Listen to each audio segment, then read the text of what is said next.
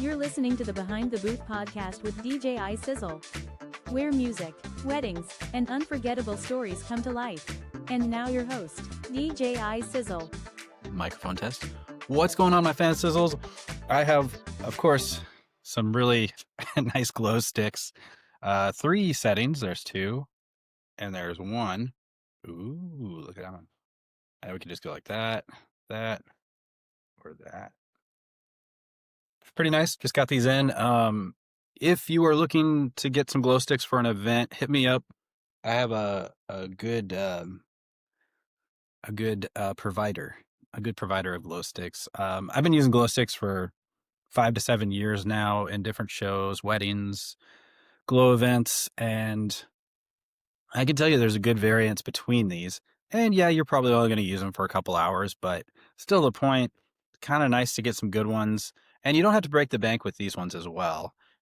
What's nice about these is you can't get them at the dollar store, and you don't have to like assemble them or anything like that. They're just ready to go. So, and I get them in a box of 100. In fact, let me pull this out real quick here. Let's see. Yeah. You can see right here, you can get them in about a box of 100 right here. I've only pulled out one because I have an upcoming event where I want to use these, and I included it. I included in the package. So 100 glow sticks within the package of, whether it be a wedding or a birthday party or a glow event, I provide all that into the package just to make it simple, no hidden fees, just like here it is. I'll include it in the package. Here's the total price. So, all right. Welcome to Behind the Booth with me, DJ iSizzle. This is a podcast where I share real stories, real experiences, share some music, unforgettable moments. I'm your host, DJ iSizzle. So today I was really thinking about it. We're in fall, and of course I've got my fall apparel, my Northwest fall weather gear going on here, my Northwest fashion. And I was really thinking about it, and I said, I think a lot of couples are getting their plans together. I know I've had some couples already hire for next year, for 2026. And I thought, well, it would probably be beneficial to share some of my experience over the last, we'll just start with 5 years. I've been doing this for over 10 years, but the last 5 years, I've really gone full time with it. It's really expanded into a business more than just a hobby. When I first started, it was more of a hobby, and I did a few weddings here and there, but now I do between 30 to 35 weddings and probably like another 15 to 20 events a year. So I stay pretty active, and I have a lot of experience and a lot of knowledge.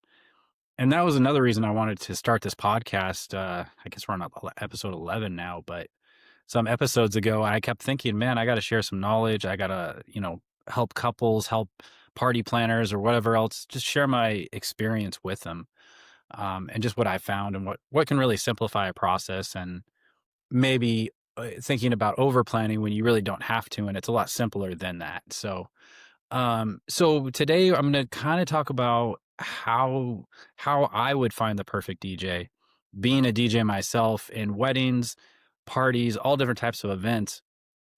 What would I look for if I was to hire a DJ? So maybe if you've never hired a DJ before, I know a lot of couples haven't hired a DJ.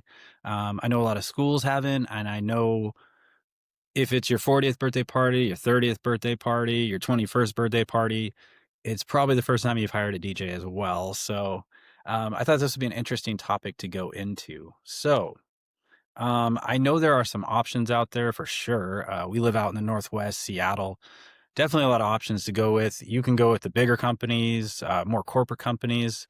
You can go with somebody like myself. You can go with people probably that are on like Thumbtack.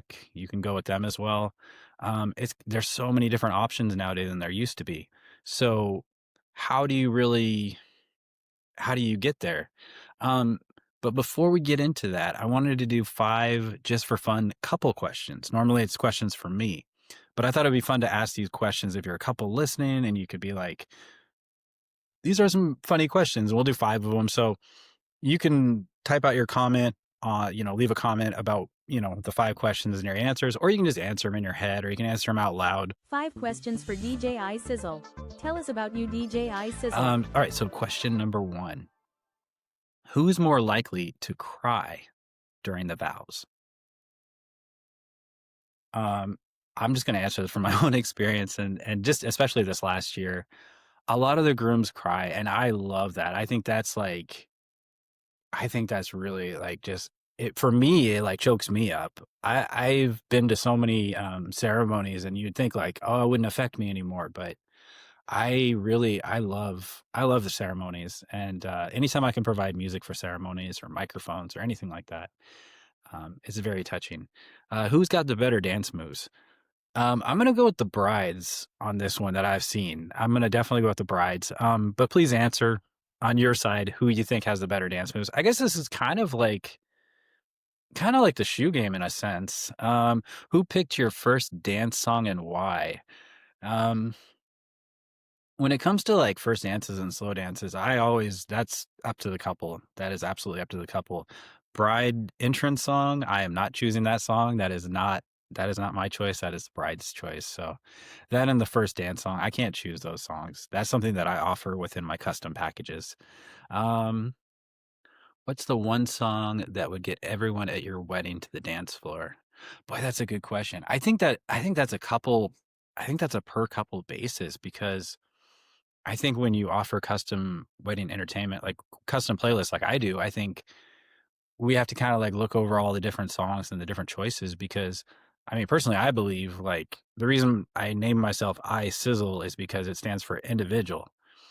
And the individuality is something that I put around like every event I DJ is I want it to be personalized. I don't want it to be you're just cookie cutter or you're just another couple that I'm DJing for. Oh no, no, no, no. It goes way beyond that. I want to make sure that it's very personalized. Everything is taken care of, all the small little details. So important because this is your day. It's not someone else's day. You know, this is something that you've been thinking about probably your whole life and it's something very important and special to you. And that's something that I hold very dearly. I don't take that for lightly, for granted, for anything like that. So, and finally, if your wedding had a theme song, what would it be? That's a great question. I think I'm gonna leave that one up to the couples as well. That's something I can't pick. So, I think the theme kind of comes within what kind of vibe you want to bring, what kind of friends and family you have. I think that's a big part of the vibe of the wedding, as well as the venue. I think the venue definitely defines what kind of vibe as well. All right, keep those answers in mind because by the end of the episode, you'll see how many they will connect in choosing your DJ. All right, let's get on to segment number 1. Wedding reality check. What do you recommend, DJ iSizzle? All right, so here's the truth, and I've gotten this question over the years, and I've gotten a lot of questions about what a DJ really does. What does a DJ really do? I don't know what they do. I don't understand it. I could just press play on a button too. I have Spotify. Yeah, we all have Spotify. We all used to have CDs, burnt CDs. I don't know. We used to have whatever, easy access to music. But the truth is, a really good DJ is not just somebody who presses play. They have a catalog of music. They have, for me, I make sure that I download every song. I know this sounds really old school.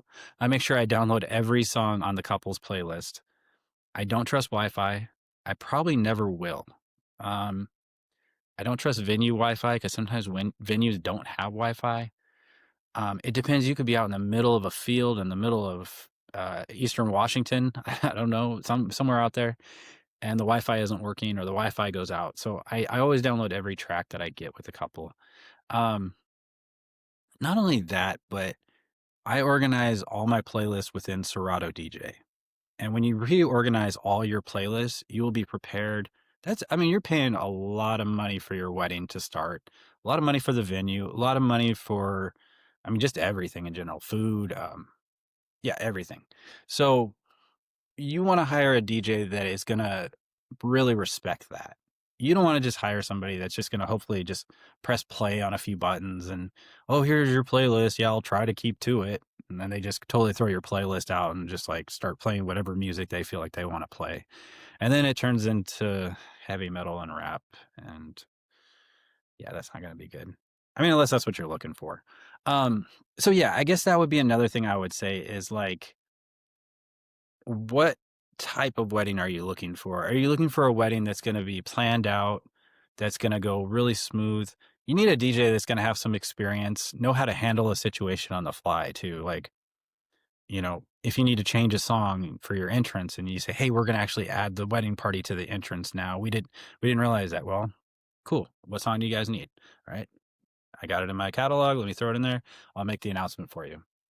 That's another thing that I do as well is I combine being a DJ as well as an MC. Now, my MC style is not, I'm not going to be telling jokes. I'm not going to be doing any put downs, any roasts. That's not what I'm about. I'm very much like very respectful, very thankful, very grateful. And when it comes to the jokes and stuff, I mean, we can leave that to the wedding party, right? We can leave that to everybody else that is either, if you are going to have speeches and toasts, leave that to them to tell the jokes. That's not something that I should be doing because I don't, every crowd is different. So that's why I do custom playlists and I make sure that the playlists are based on what you want as a couple. So, um, let's go ahead and yeah, I think that covers segment one. I mean, just the best thing I can say is that a really good wedding DJ will have top of the line equipment. They'll have the best microphones, um, and they'll ask you all the right questions as well as I provide a wedding outline that covers everything we just talked about. Do not plays, must plays, all that kind of stuff. And we'll probably get into that in a little bit in the future segments here, but just a few things to think about. All right, let's go on to segment number 2, Dance Floor Diaries. Dance Floor Diaries. Tell us more, DJ iSizzle.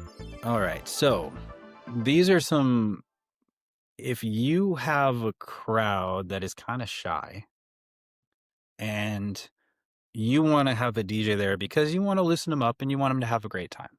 And there's some things that I've learned about like getting people on the dance floor and what works. So some things that I've noticed is that you can have everybody come out to the dance floor for a group photo, and then you start a song everyone will dance to, everyone knows and loves, all generations. Or I did this recently at a wedding. I invited everybody out to the dance floor. It was in the bride's playlist of must play. She said, "I want to do the Cupid Shuffle." I said, "Cool, got you." I said, "All right, guys, we're going to need everybody to the dance floor for the Cupid Shuffle. I got the photographer here. We want to get some great shots of everybody out on the dance floor, having a great time with the bride and groom. Let's go ahead and bring everybody out." After the Cupid Shuffle, and everybody was out on the dance floor. It was a magical moment. And something I learned from that too is like, sometimes the photographer will take lead of what you're doing as a DJ, and they'll be like, "Hey," and the photographer came up to me, he was like, "Hey, can we make an announcement after the song's over to have everybody stay on the dance floor for a group photo?" And I said, "Yeah, I got you." Song ended. I said, "All right, guys, one quick request. We got to have everybody on the dance floor. Let's say everybody on the dance floor.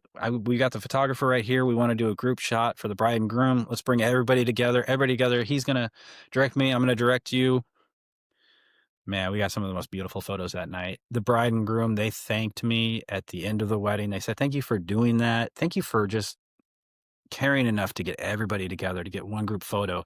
And it's hard to get everybody together for a group photo, man. It's like herding cats. It's like, "Come on, guys."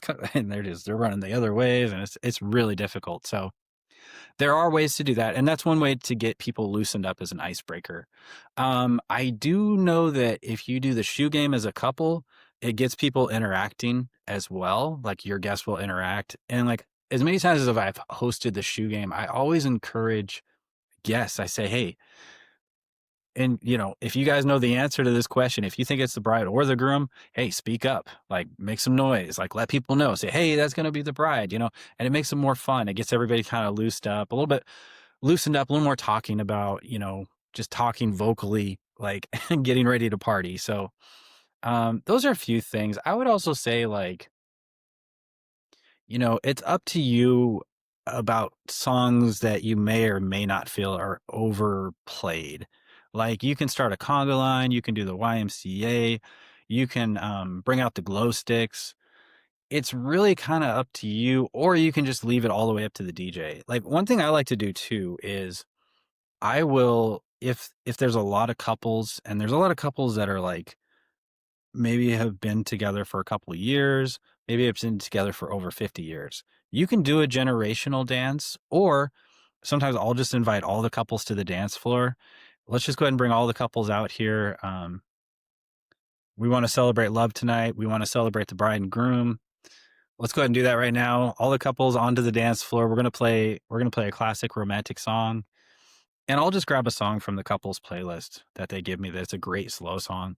I'll put that one on. Hey, the guys that have been married for 30, 40, 50 years, they're going to thank you. They're going to be like, "Thank you. We don't like to fast dance. We don't do none of the fast dancing, but we do like to watch people dance, and we like to watch the crowds.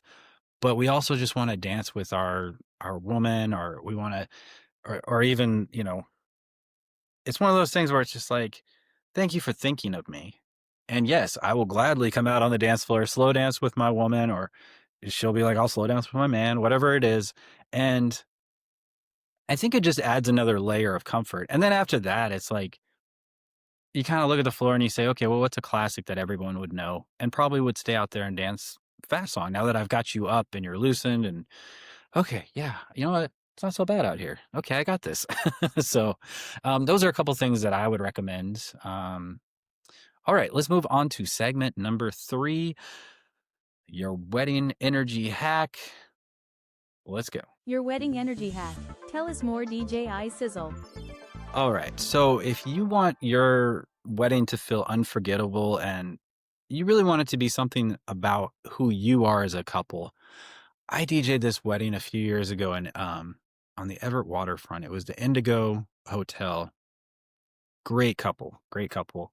And they expressed to me like, "Hey, we're gonna make these playlists, and if it's okay with you, we'd like to make a few announcements about the playlist and the songs that we're playing." And I said, "Absolutely, that sounds like a great idea."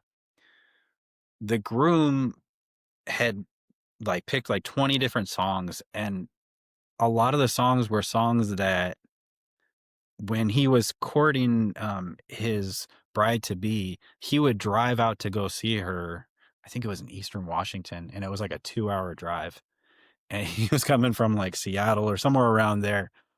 And during that time, they had like certain songs that they would listen to before she had to go, go. I don't know if she was going to school in the fall, but they had a playlist of songs they would always listen to, and it had a special meaning. And these were songs that he would put on the drive when he was going to go see her for the weekend, spend a couple hours on this road trip. But these were songs that he said, "You got to play these songs." And I said, "Sure." So he made an announcement. He said, "Hey, these are a lot of the love songs that are part of our story." And I thought that was like the greatest, like, what a great idea. And I always encourage couples to put together a playlist that is based on your love story, songs that reflect who you are. Um, you don't have to go crazy with it, but I do think, like, whether it be your first dance, whether it be some cocktail songs, some dinner songs, maybe some party songs, songs that really like resonate with you.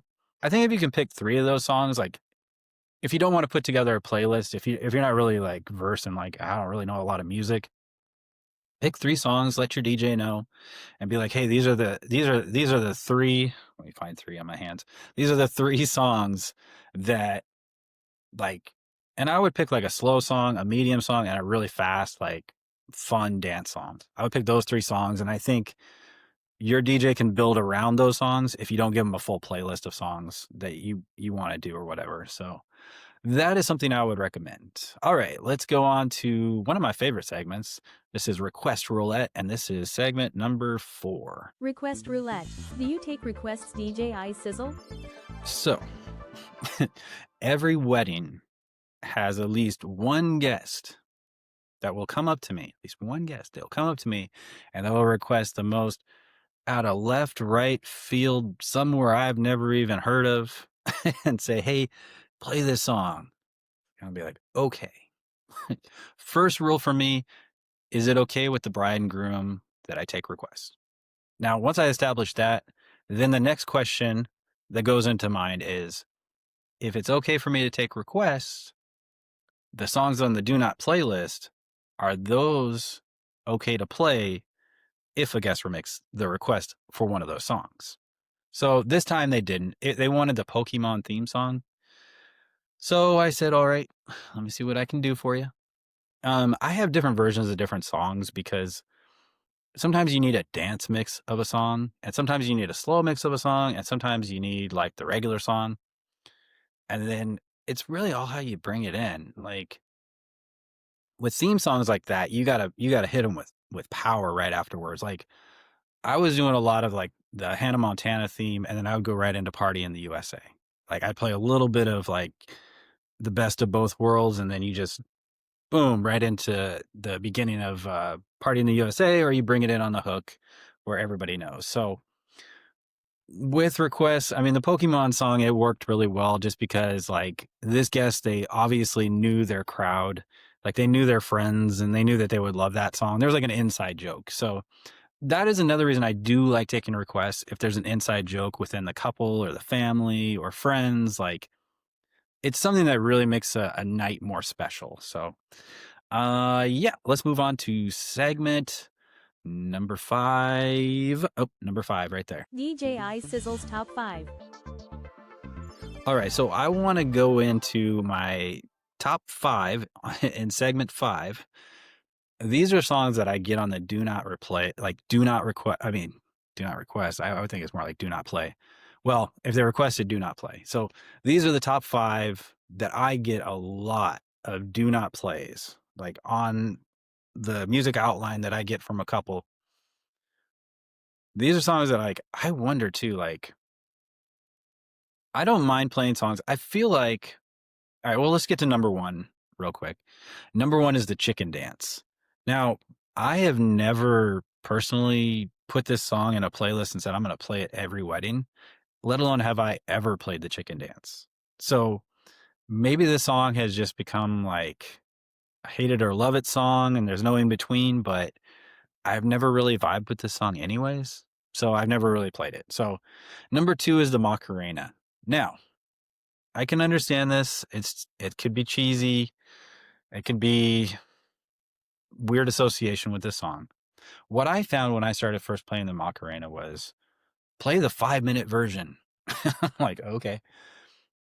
After about 4 go arounds, I had Pepsi with me. She works as my assistant.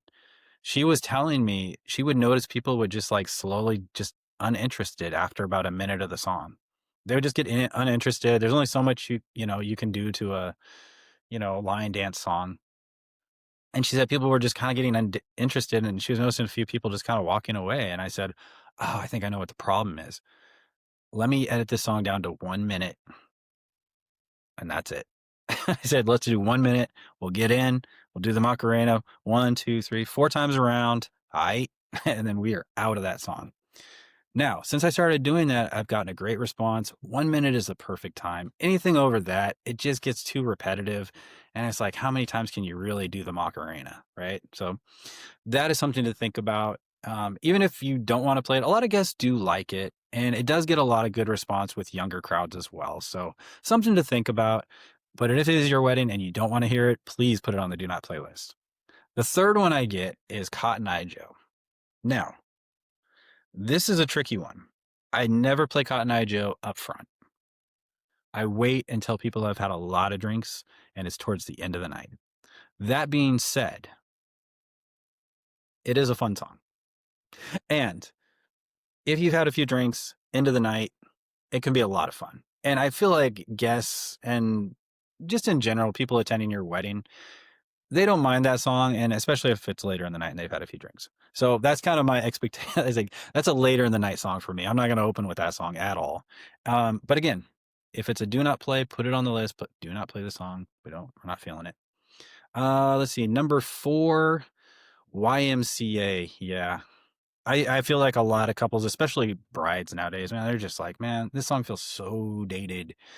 Ugh, it's overused. And I understand that completely. So when I started playing the YMCA, what I noticed is that it doesn't start with the hook first. It starts with the first verse. And the first verse, from the start of the song to the first hook, it'll take 60 seconds to get into it before we even do the YMCA.